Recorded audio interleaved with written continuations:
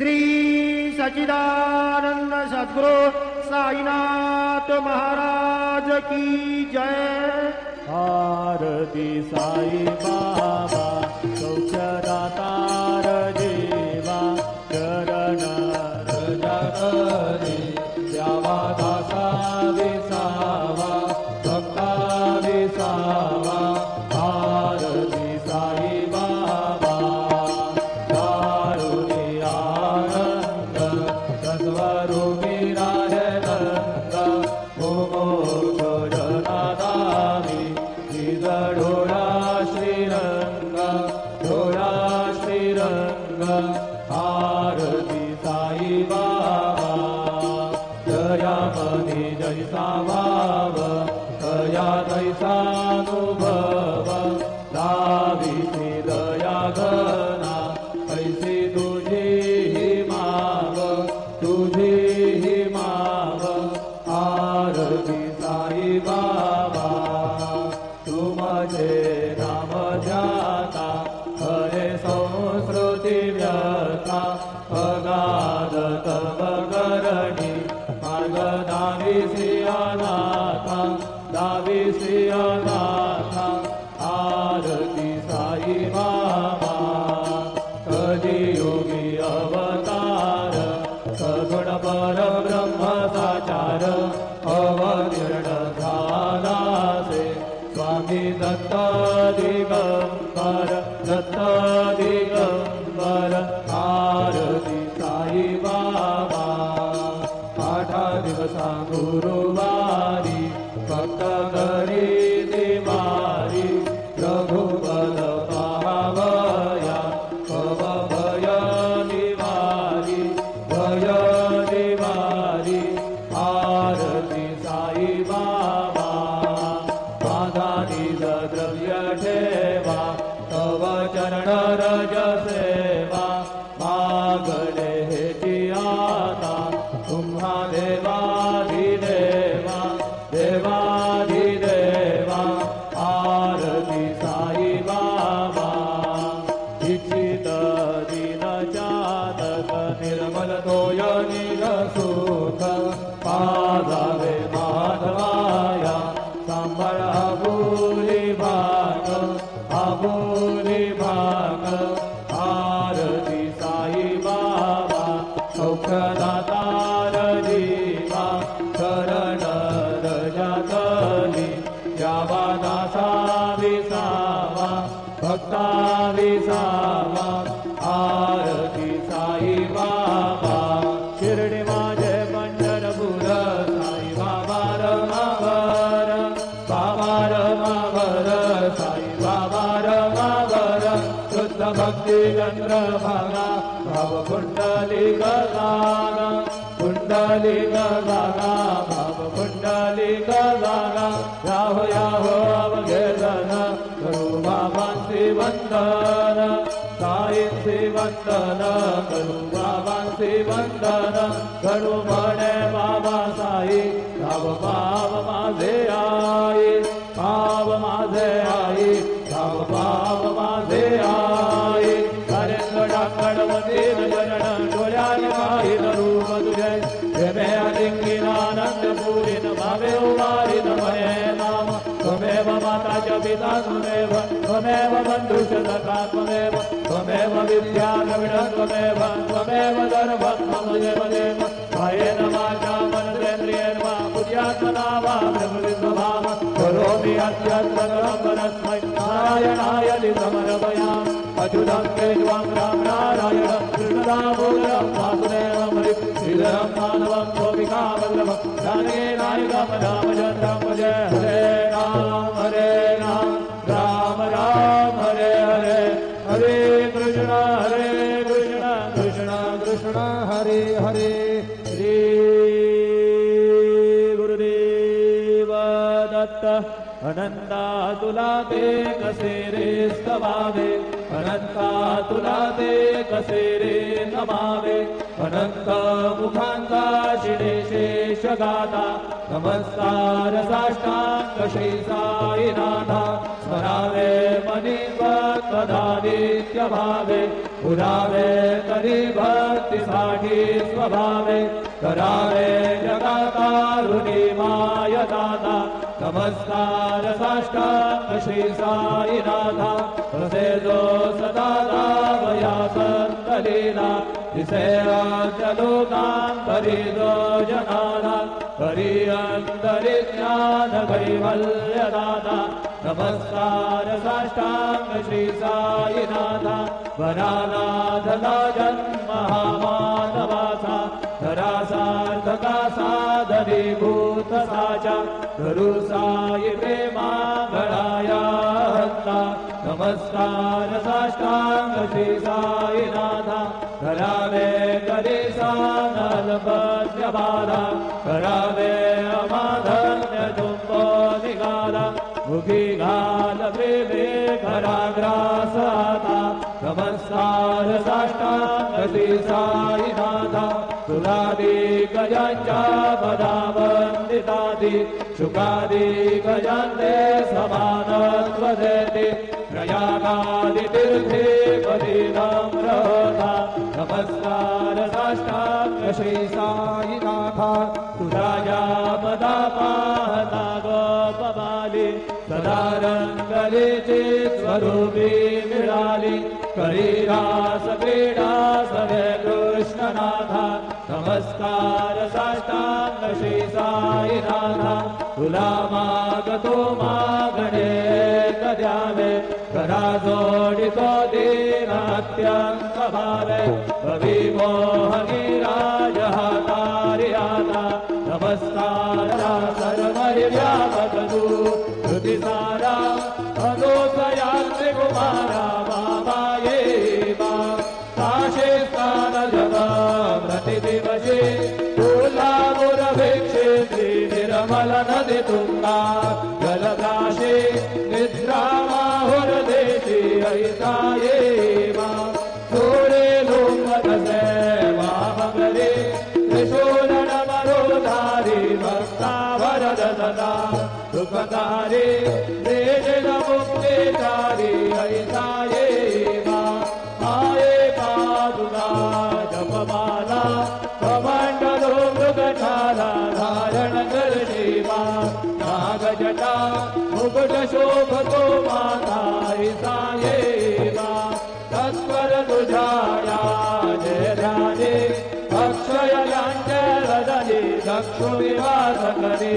दिनरजने लक्ष्यते संकट मारुनी ऐसा ये मा यावर ध्यान तुझे गुरुराया दृश्य करे नयनाया पूर्णानंद सुखे काया सारदे हरे गुण गाया ऐसा ये मा साई दिगंबरा अक्षय रूपावतारा सर्वरि व्यापक तू श्रुति सारा भरोसयात्रे कुमारा बाबा ये बा सदा सत्स्वरूपं चिदानन्दगन्धं जगत्सम्भवस्थान संहार हेतु स्वभक्तेच्छया मानुषं दर्शयन्तं नमामीश्वरं सद्गुरु साईनाथं भवद्वान्तविदुरो समार्ताण्डमीड्यं मनोमागतीतं मुनिर्ध्यानगम्यं जगद्व्यापकं निर्मलं निर्गुणत्वं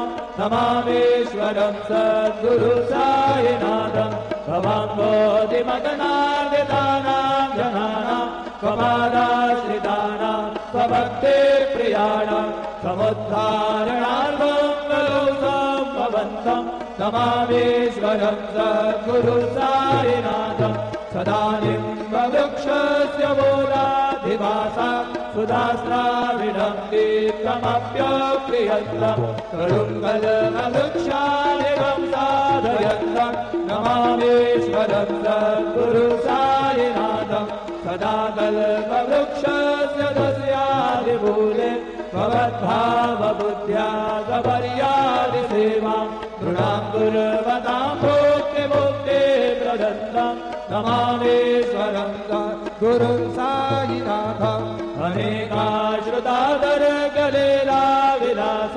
समावेशकृतेशानभास्वप्रभावम् अहंभावहेयं प्रसन्नात्मभावं नमामीश्वरं सद्गुरु साईनाथं सदां विश्रमाणामवेवाभिरामं सदा सज्जनैः संस्तुतं सन्नमस्ते जनामोदतं भक्तवदरप्रदत्तं नमामीश्वरं सद्गुरु साईनाथम् अजन्माद्यवेगं परब्रह्म साक्षात् स्वयं सम्भवं राममेवावतीर्णं भवद्दर्शनात् सम्पुदितं प्रभोऽहं नमामीश्वरं सद्गुरुं साईनाथम् श्री साईश कृपानिधे किल नृणां सर्वार्थसिद्धप्रद युष्मत्पादरज प्रभावमधुर दाता क्षमः सदभक्त्या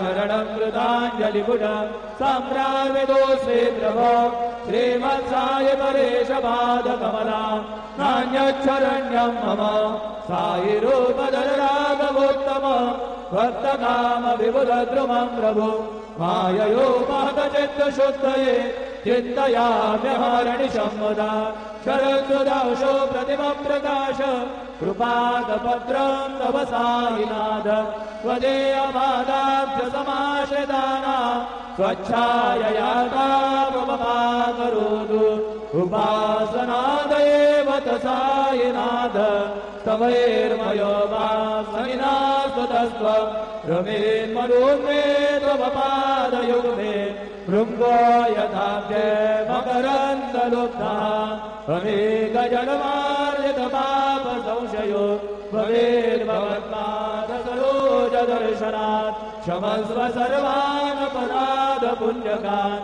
प्रसीद साई सद्गुरुदयानिधे श्री साईनाथ चरणामृतपूर्णचित्तास् तत्पादसेवनरतां सततञ्च भक्त्या संसारजन्यदुरितोद्धवनिर्गतास्ते कैवल्यधाम परमं समवाप्नुवन्ति स्तोत्रमेतत्पठे भक्त्या योगजस्तन्मनः सदा सद्गुरु साईनाथस्य कृपापात्रं भवेत् ध्रुवम् रुसो मम प्रियाम्बिकामसबरी पिता हि रुसो रुसो मम प्रियाङ्गना प्रियसुतात्मजा हि रुसो रुसो भगिनी बन्धुः श्वशुरसासुभायि रुसो प्रदत्त गुरु साई मामसबरी पदी रुसो रुसो न सुनवायित्या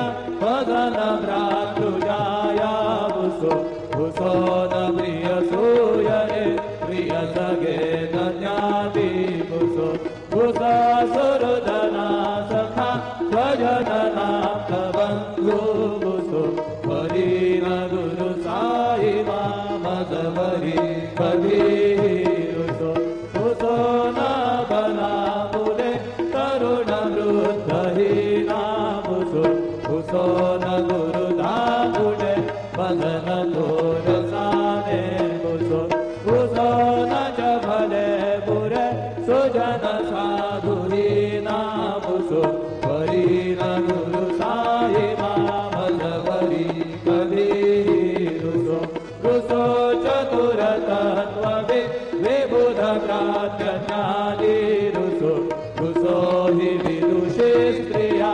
कुशलपण्डिता हि रुसो रुसो महिमतीयते भजगतापसी हि रुसो दत्त गुरु साई मामसबरी पदी रुसो रुसो कवि ऋषि मुनि अनघसिद्धयोगी रुसो रुसो हि गृहदेवतानि कुलग्रामदेवी रुसो रुसो फलपिशाच हि बलिदडाकिनी रुसो दत्त गुरु साई मामसबरी पदी रुसो रुसो मृगगगृमि अखिल जीवजन्तु रुसो रुसो विटपभ्रष्टरा अचल आपगा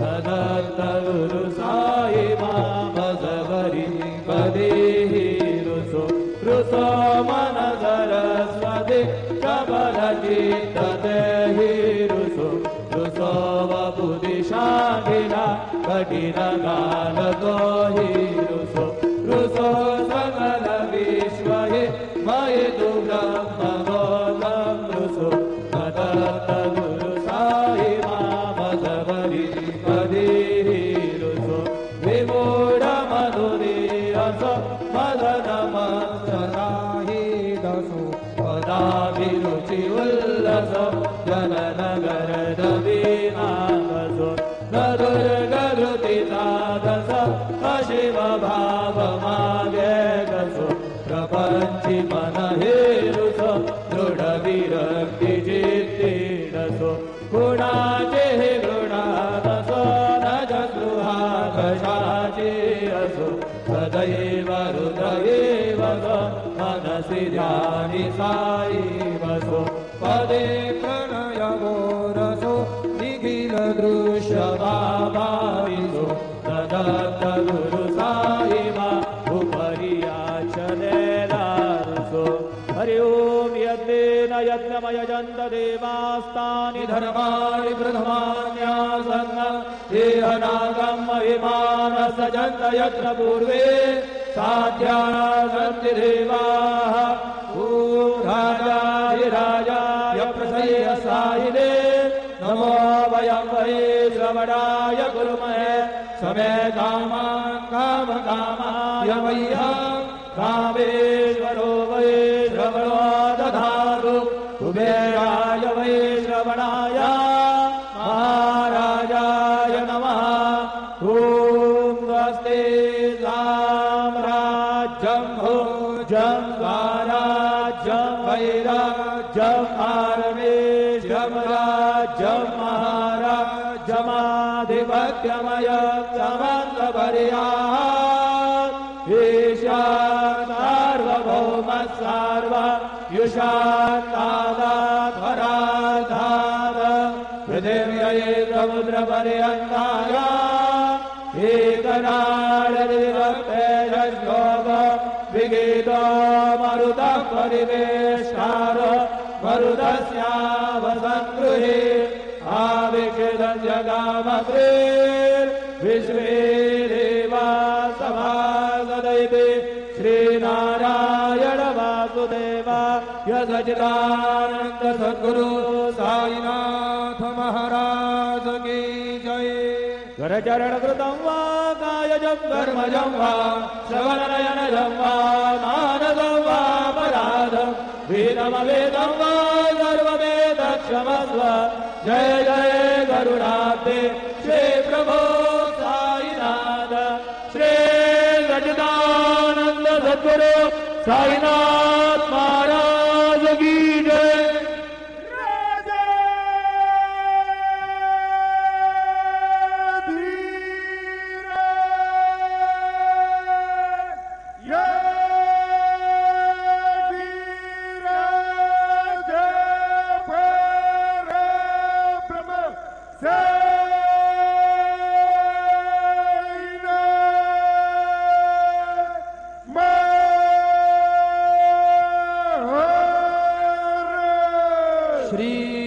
सच्चिदानंद सद्गुरु साईनाथ महाराज की जय।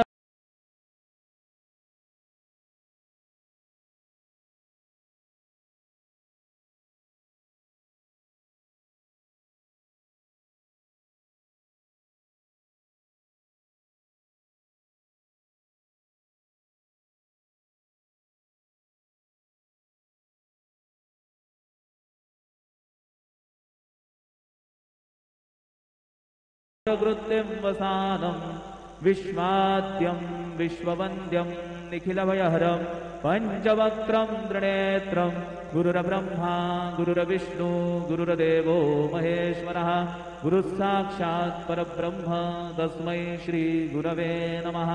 सद्गुरु साईनाथ देवताभ्यो नमः।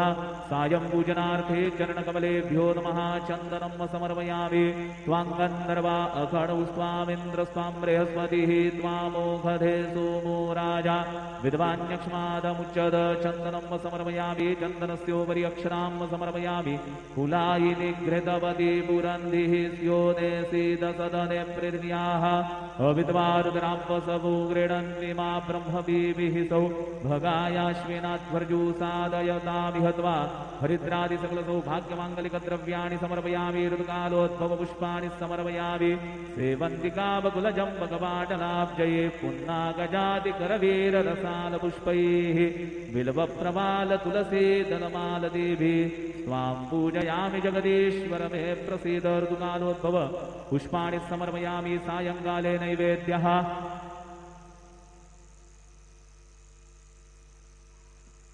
अन्नवतेन्दस्य नूदे जनवीवस्य शुक्मिनः प्रप्रदातारन्तारिख ऊरजन्दोदे हृदिपदे चतुःपदे चतुष्कोणमण्डलं कृत्वा तदुपरि नैवेद्यपात्रं निधाय गायत्रीमन्त्रेण पात्रं प्रोक्षयेत् ऋतन्त्वा सत्येन परिहिञ्चामि धेनुमुद्रयाम् अमृतीकृत्य ग्रासमुद्रया ॐ प्राणाय स्वाहा ॐ अपानाय स्वाहा ॐ व्यानाय स्वाहा ॐ उदानाय स्वाहा ॐ समानाय स्वाहा ॐ ब्रह्मणे नमः। नैवेद्यमध्ये पानीयं समर्पयामि पुनर्नैवेद्यं निवेदयामि ॐ प्राणाय स्वाहा ॐ अपानाय स्वाहा ॐ व्यानाय स्वाहा ॐ उदानाय स्वाहा ॐ समानाय स्वाहा ॐ ब्रह्मणे नमः। नैवेद्यं समर्पयामि हस्तप्रक्षालनं समर्पयामि मुखप्रक्षालनं समर्पयामि शेषोपचारार्थे प्रार्थनापूर्वक नमस्कारं करोमि। श्री सच्चिदानंद सद्गुरु साईनाथ महाराज की जय।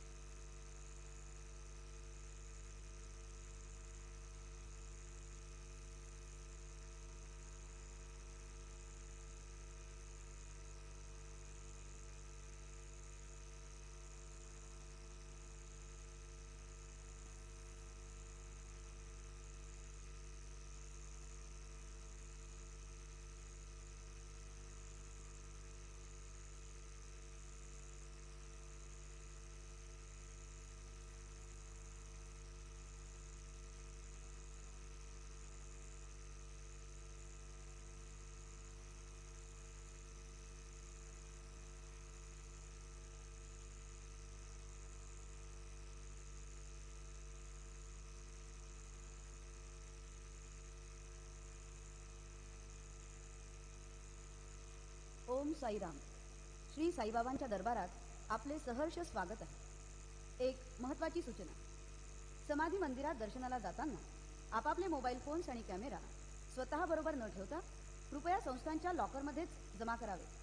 तसेच गर्दीमध्ये प्रत्येकाने आपले स्वतःचे खिसा, पाकिट, पैसे आणि इतर चीज वस्तूंकडे व्यवस्थित लक्ष द्यावे। विशेषतः स्त्रियांनी आपापली छोटी मुलं आणि दागिने काळजीपूर्वक सांभाळावी। श्री साईबाबांची कृपा आपल्यावर सदैव आहे। धन्यवाद। ओम साईराम। श्री साईबाबा के दरबार में आपका सहर्ष स्वागत है। एक जरूरी सूचना, समाधि मंदिर में दर्शन को जाते समय आप मोबाइल फोन्स और कैमरा संस्थान के लॉकर में रखने की कृपा करें और भीड़ में हर एक साई भक्त से ये नम्र आग्रह है कि अपनी अपनी पॉकेट, जेब, पैसा और जरूरी चीज वस्तु खुद ही संभालें। विशेषतः महिलाएं अपने गहने और अपने प्यारे छोटे बच्चों को ध्यानपूर्वक संभालें। श्री साई की कृपा आप पर नित्य बरसती रहे। धन्यवाद। Om Sai Ram. Attention to all devotees of Sri Sai. You are requested to deposit your mobile phones and cameras in the Sansthan's locker. You have to be very alert in this crowd of all types of devotees. So take care of your beloved